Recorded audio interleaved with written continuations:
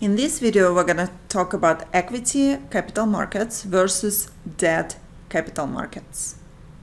The equity market or the stock market is the arena in which stocks are bought and sold. The term encompasses all of the marketplaces such as the New York Stock Exchange, the Nasdaq, and the London Stock Exchange, and many others.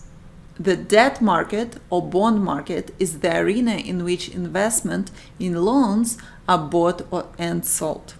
There is no single physical exchange for bonds. Transactions are mostly made between brokers or large institutions or by individual investors. In the equity market, investors and traders buy and sell shares of stock.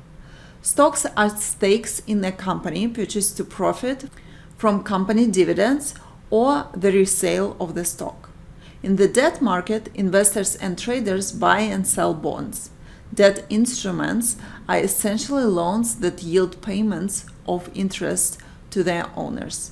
Equities are inherently riskier than debt and have a greater potential for big gains or big losses. Let's talk about risk factors in equity capital markets and debt capital markets. The equity market is viewed as inherently risky while having the potential to deliver a higher return than other investments. The owner of an equity stake can lose money. In the case of bankruptcy, they may lose the entire stake. The equity market is volatile by nature. Shares of equity can experience substantial price swings, sometimes having little to do with the stability and good name of the corporation that issued them.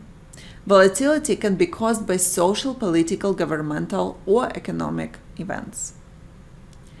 Investments in debt securities typically involve less risk than equity investments and offer a lower potential return on investment.